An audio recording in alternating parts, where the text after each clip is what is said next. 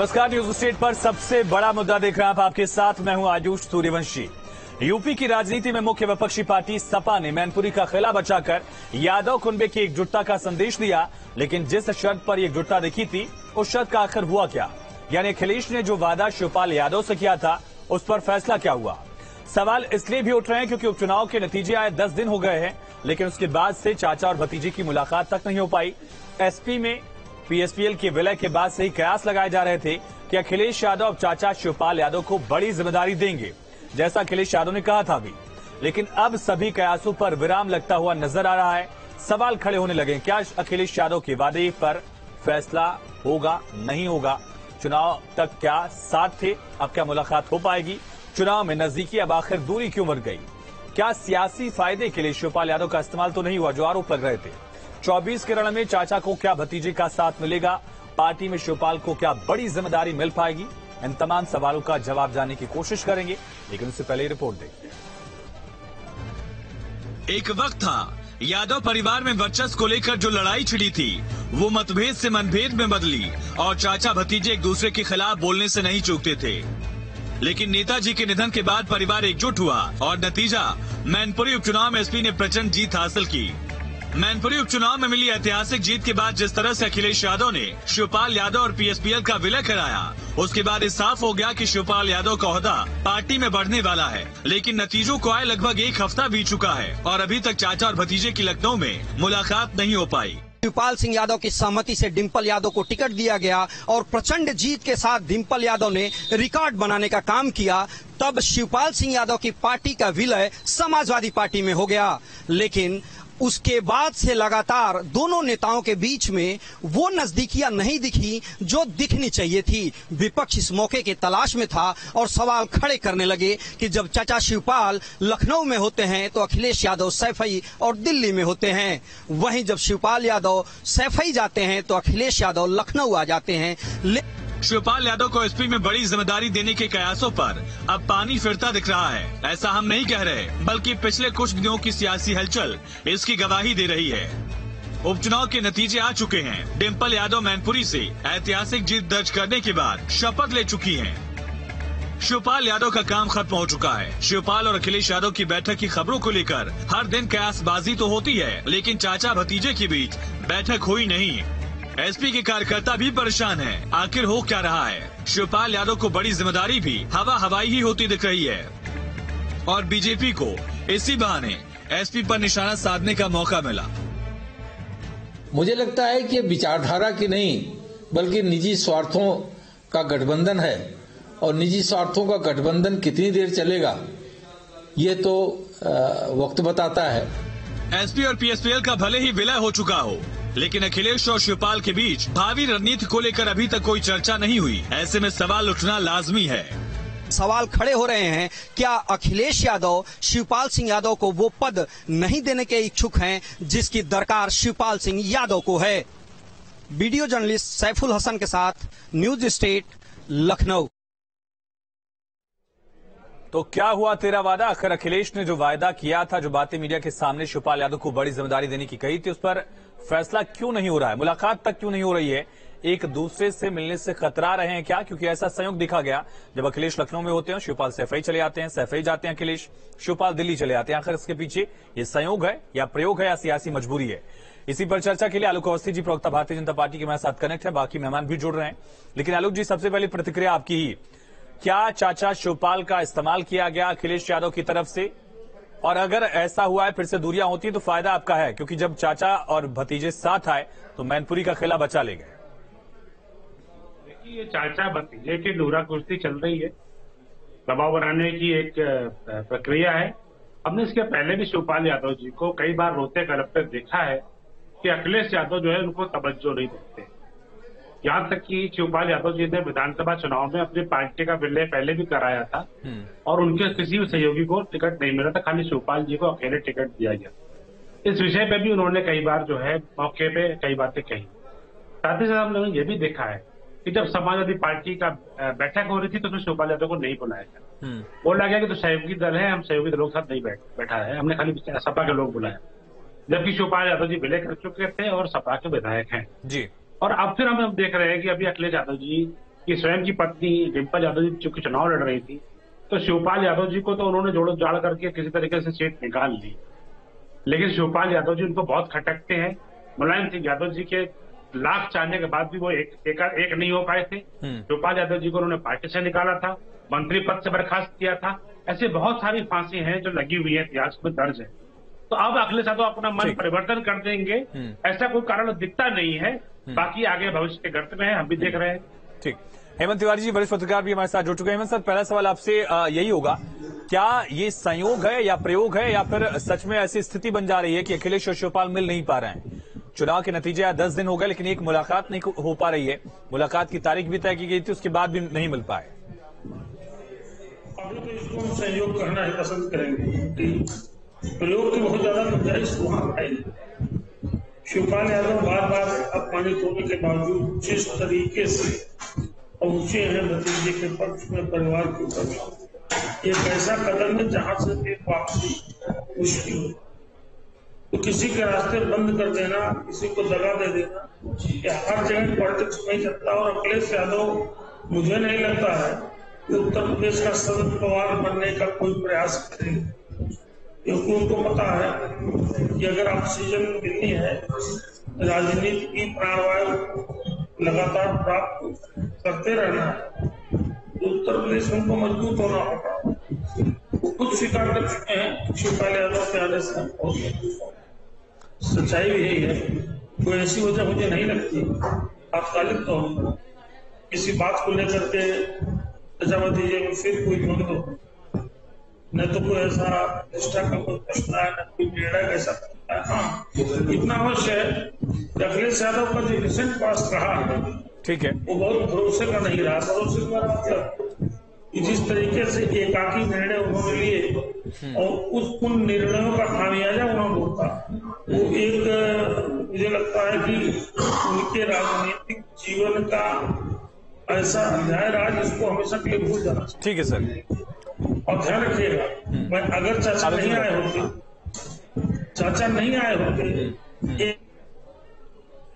Hemant sir, आपकी आवाज नहीं आ पा रही। आलोक जी, आप कुछ कहना चाहते थे, फिर भुवन भास्कर जोशी जी भी प्रवक्ता समाजवादी पार्टी के कनेक्ट हो गए, उनका रुख करूंगे, लेकिन आप पहले कंप्लीट करिए, क्या कह रहे हैं? है कि जैसे हेमंत जी ने कहा कि अखिलेश यादव जी के बारे में वो विश्वसनीयता का एक बड़ा प्रश्न चिन्ह खड़ा होता है। कानपुर में एक प्रसिद्ध दुकान है जिस पर लिखा रहता है कि कोई ऐसा सगा नहीं जिसको ठगा नहीं। इसके उदाहरण में आप देखिए कि राहुल गांधी जी ठगे गए, मायावती जी को भी उन्होंने इसी तरीके से इस्तेमाल करने का प्रयास किया, जबकि मायावती जी ने उनको खुद भी धकेल दिया। और रोम प्रकाश राजभर हो, केशव देव मौर्य हो, संजय जी हो, इस तरह के कई सहयोगी दल जो कि उनके बाद में मुखर विरोधी हो गए, इसीलिए कि अखिलेश यादव जी ने अपना मतलब साध करके उनके वोटों को लेकर के उनको दरकिनार कर दिया था। ठीक है, तो चाचा शिवपाल को वो क्यों लेंगे ये मुझे समझ में नहीं आ रहा, क्योंकि अखिलेश यादव जी पर मेरा एक आरोप है कि वो एक अपरिपक्व नेता है और शिवपाल यादव जी एक मजे मजाए नेता है। अगर शिवपाल यादव जी को उन्होंने मौका दिया तो पूरी पार्टी उनके कदमों से खींच के ले जा सकते हैं, ये शायद अखिलेश जी जानते हैं। मोहन जी, क्या चाचा से किया गया वादा अखिलेश यादव भूल चुके हैं? आखिर मुलाकात तक क्यों नहीं हो पा रही है? एक मेल मिलाप का जो सिलसिला देखा गया था उसके बाद से फिर शुरू क्यों नहीं हो पाया? वो देखिए, राष्ट्रीय अध्यक्ष माननीय अखिलेश यादव जी ने जब ये कह दिया कि वो मुझसे बड़े हैं और उनका सम्मान भी मुझसे बड़ा हो और उनका बहुत बड़ा एक विराट अनुभव है और उसका लाभ पार्टी को मिलेगा, निश्चित तौर पे इस तरह के कुछ हमारे साथी या हमारे विरोधी इस बातों को चलाते हैं, लेकिन इसमें दम नहीं है। और अभी मैं आपके चैनल के माध्यम से विपक्षी पार्टी के लोगों को बड़ी बड़ी बातें करते हुए सुन रहा था। हम लोग ऐसी बातों पे ध्यान नहीं देते। उत्तर प्रदेश की महान जनता ने अभी चुनाव के परिणाम से बता दिया है कि किस पार्टी को भारतीय जनता पार्टी टक्कर दे पाती है और कौन जीत पाती है भारतीय जनता पार्टी से। आज उत्तर प्रदेश में बिल्कुल साफ संदेश है कि केवल भारतीय जनता पार्टी को परास्त कोई कर सकता है तो केवल समाजवादी पार्टी कह सकती है। और रही बात, अभी भी आपको पता होगा माननीय न्यायालय के द्वारा विषय को लिया गया है। माननीय न्यायालय के विषय को कल क्लियर होने के बाद निश्चित तौर पर बैठेंगे। और इस समय जो सबसे बड़ी हम लोग लड़ाई लड़ने का काम कर रहे हैं वो है उत्तर प्रदेश में भारतीय जनता पार्टी की नफरत की राजनीति, उसके खिलाफ माननीय अखिलेश यादव जी लड़ रहे हैं। उस लड़ाई लड़ने का काम हम लोग कर रहे हैं। मोहन जी, लेकिन सवाल यह है कि जो सियासी क्रोनोलॉजी अखिलेश यादव की रही है उस पर यकीन कितना किया जाए, ये बीजेपी का सवाल है। क्योंकि हर बार आपका चुनाव में एक नया दल जुड़ता है आपके साथ, फिर अगले चुनाव से पहले ही या चुनाव खत्म होती है उस दल से गठबंधन आप लोग तोड़ लेते हैं। तो क्या शिवपाल यादव को जो चीजें वायदे में कही गई थी वो वायदा पूरा हो पाएगा? इस वजह से सवाल है क्योंकि मुलाकात नहीं हो पाई, मुलाकात की तारीखें भी तय हुई और ऐसा देखा गया कि जब अखिलेश यादव सैफई में रहते हैं, शिवपाल यादव लखनऊ पहुंच जाते हैं, अखिलेश यादव लखनऊ आए, शिवपाल यादव दिल्ली आ गए। तो एक तरह से एक भागा दौड़ी दिख रही है, एक दूसरे से बचने की कोशिश का आरोप है। मैं इतना जरूर कहना चाहता हूं आपके चैनल के माध्यम से, दोनों बड़े लीडर है, बड़े लीडरों में आपस में सहमति बन चुकी है, परिवार एक है। लेकिन मैं भारतीय जनता पार्टी के प्रवक्ता साथी को इतना जरूर याद दिलाना चाहता हूं, मुकेश साहनी इनको भर भर के याद करते हैं, बिहार के इनको याद करते हैं सिर्फ। हाँ बिल्कुल बिल्कुल बिल्कुल, मुकेश साहनी जी इनको याद कर रहे हैं कैसे इनकी पार्टी का, और इनके लिए शब्द एक प्रयोग होता है आजकल भारतीय जनता पार्टी से, नए भस्मासुर है भारतीय राजनीति में। ये जिसके साथ रहते हैं पहले उसी को खत्म करने में लग जाते हैं। शिवसेना इसका उदाहरण है, इसके बाद इसका उदाहरण है मुकेश साहनी की पार्टी जो पूरी की पूरी भस्मासुर बीजेपी ने खत्म कर दी है। निश्चित तौर पर इनसे पाठ करने की, इनसे सीख लेने की हमको कोई आवश्यकता नहीं है। ठीक है, इस पर आलोक जी आपसे जवाब लेंगे हम। अरुण राजभर जी SBSP से महासचिव हमारे साथ कनेक्ट हो गए। अर्जुन जी स्वागत के साथ सवाल यही है, आप लोग तो दोनों पार्टी का साथ दे चुके हैं, साथ देख भी चुके हैं, शिवपाल यादव से भी आप लोगों का अलग से लगातार बातचीत का सिलसिला हमने विधानसभा चुनाव के वक्त देखा था। क्या चाचा को किया गया वायदा अखिलेश यादव निभाएंगे? आपकी पार्टी का नजरिया क्या है इस पर? देखिए सुरेंद्र, भारतीय समाज पार्टी बहुत पहले से यह बात कहती आ रही है कि जब जरूरत होता है तो बहुत करीब से गले लगाई जाती है, और जब जरूरत खत्म हो जाता है तो फिर उसको धीरे धीरे उसको किनारे लगाया जाता है। अभी वो परिवार के लोग हैं, हर चुनाव में वो सिंबल पर लड़ जाते हैं और एकजुट हो जाते हैं, उसके बाद वो अलग राह अलग अपना लेते हैं। ये तो चुनाव था, मैनपुरी नेताजी को श्रद्धांजलि के नाम पर सब एकजुट हो गए, लेकिन कहीं न कहीं अंदर खाने में जो एक पद पाने का है कि हमें ऐसा पद चाहिए जो जिम्मेदारी का पद हो, जिसमें लोगों का भरोसा मेरे साथ खड़ा हो, ऐसा पद नहीं चाहिए जिसका कोई मतलब ना हो। तो समाजवादी पार्टी के अंदर खाने में जिस तरीके की अभी द्वंद्व चल रही है, एक तो जितने पुराने कार्यकर्ता जो ये SBSP के महासचिव अरुण राजभर कह रहे हैं या उस SBSP के महासचिव कह रहे हैं जिसके नेता संस्थापक OP राजभर जी आज ब्रजेश पाठक के साथ बैठे थे, उनको अटल संगठन में एक बड़ा जिम्मा भी सौंपा गया, फाउंडेशन में, माफ कीजिए।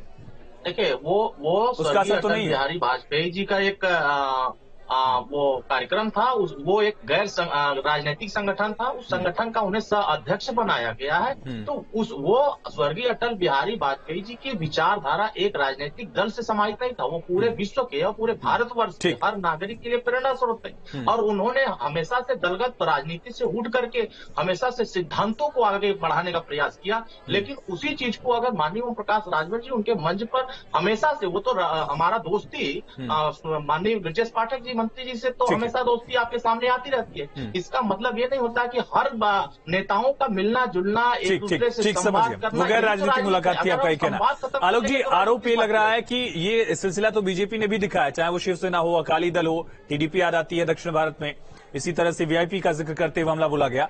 तो राजनीति में अपनी महत्वाकांक्षा के हिसाब से, जरूरतों के हिसाब से राजनीतिक दल एक साथ आते हैं, फिर नई जरूरत होती है तो अलग भी हो जाते हैं, जैसा आप लोगों ने भी किया है। देखिए, आप इतिहास पे अगर जाते हैं तो ये देखिए कि भारतीय जनता पार्टी ने न किसी को निकाला, न किसी को जानने के लिए कहा। भारतीय जनता पार्टी अपने सिद्धांतों पर, अपने नेता के आधार पर चुनाव लड़ती रही है। शिवसेना हमारे साथ गठबंधन कर चुनाव लड़ी थी और बहुमत में आई थी, तो शिवसेना ने धोखा दिया और अपने मुख्यमंत्री बनने के लालच में वो चले। इसी तरीके से अकाली दल है, अकाली दल ने चुनाव से ठीक पहले, पंजाब के चुनाव के पहले खुद संबंध तोड़े हैं। भारतीय जनता पार्टी ने उनको जाने के लिए नहीं कहा। तो यह एक आरोप सही नहीं है, बल्कि अखिलेश यादव भी हमने देखा था किस तरीके से केशव जो मौर्य की गाड़ी खिंचवा ली गई। पहले गाड़ी वोट के लालच में प्रेजेंट की जाती है, यही आरोप उनकी तरफ से लगाया गया था राजभर जी के लिए। लेकिन राजभर जी ने साफ साफ कह दिया कि गाड़ी हमारी है, और उसको समाजवादी पार्टी कहीं से सिद्ध नहीं कर पाई। लेकिन उनकी भी छवि मैली करने का प्रयास किया गया था। और मैंने ये भी देखा कि शिवपाल यादव जो उनके चाचा को आज वो बहुत प्यार कर रहे हैं, उनको एक ऐसी चिट्ठी लिखी दी गई थी जिसमें किसी के हस्ताक्षर आदि के हस्ताक्षर नहीं थे, और कहा गया कि चाचा रास्ता खुला है, अपना रास्ता देख लो। तो जिस तरह का अपमान करने का समाजवादी पार्टी का अपने सहयोगी दलों को या अपने घर के रिश्तेदारों का रहा है, राजनीति में कभी भी इस तरह की चीजें नहीं की जाती, और भारतीय जनता पार्टी का ऐसा कोई जो है हमारा ट्रैक रिकॉर्ड नहीं है।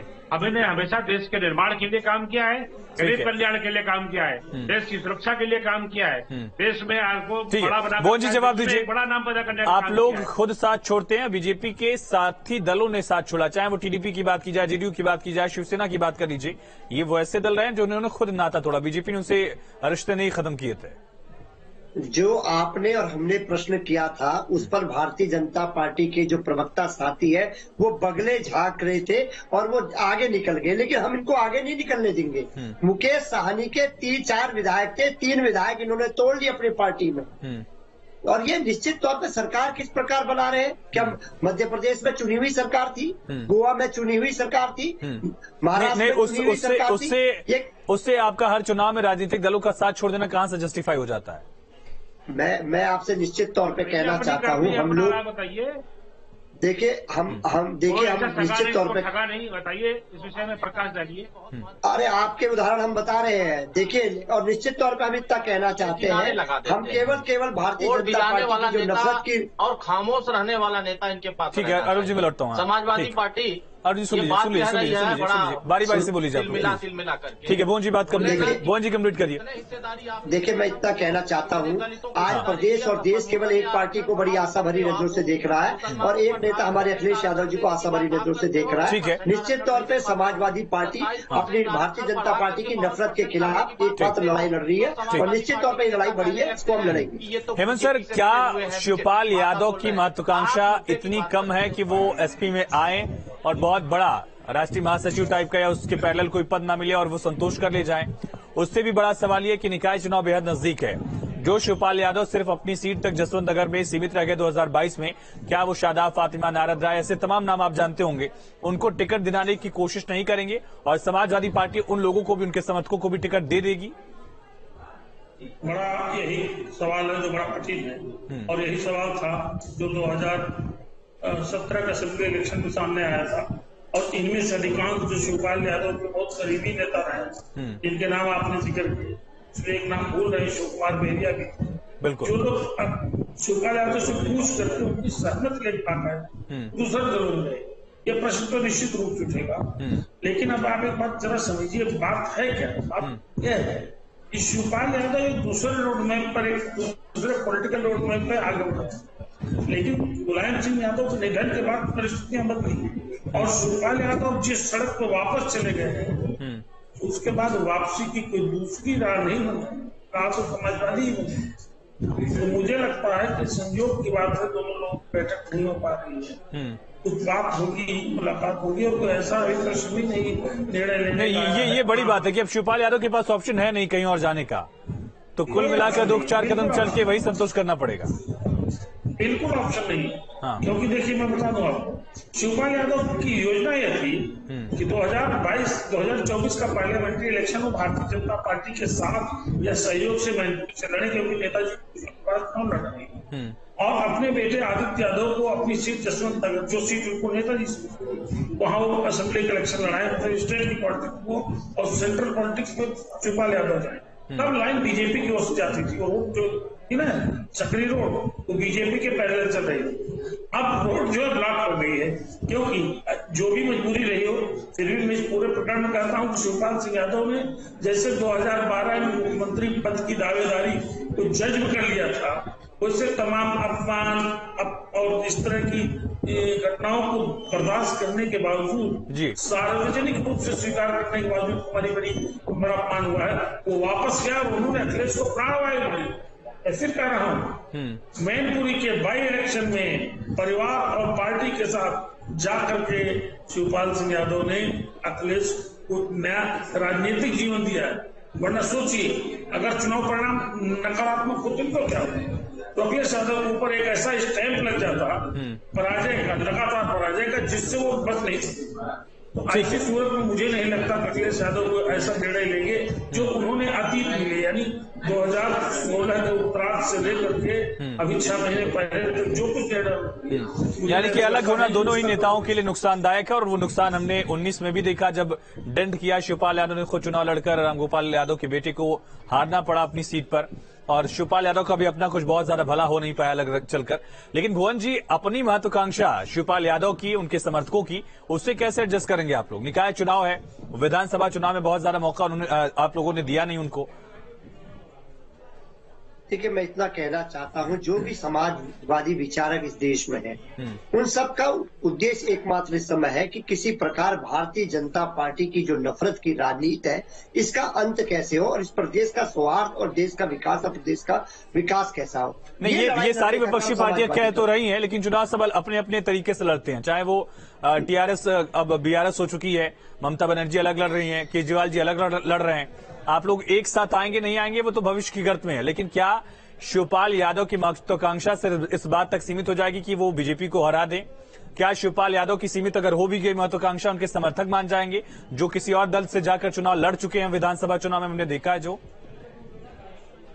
देखिए, माननीय शिवपाल जी का बहुत बड़ा विराट अनुभव है, उनका एक लंबा जीवन है, उनके अनुभव का लाभ पार्टी को मिलेगा और निश्चित तौर पे जब बड़े नेताओं में सहमति बन जाती है, ये छोटा सा विषय रह जाता है। निश्चित तौर पे अभी समय है, अभी 20 तारीख को कल रिजल्ट आ रहा है निकाय चुनाव का, जो रोक लगी है, उसके बाद आराम से नेता लोग बैठ लेंगे और कार्यकर्ताओं के एडजस्टमेंट में कोई दिक्कत नहीं आएगी, क्योंकि दोनों बहुत सुलझे हुए और दोनों बिल्कुल समाजवादी सोच को आगे। अरुण भाई, ये महत्वाकांक्षा कितना बड़ा फैक्टर साबित होगी? आरोप आप लोगों पर भी लगे कि एक तरफ आप लोग ये कह रहे थे कि अब्बास अंसारी को टिकट दिलवाया एसपी ने, फिर पलटकर आप लोगों को कहा जा रहा है कि टिकट तो भाई आप लोगों ने अपने रिश्ते पर दिया था।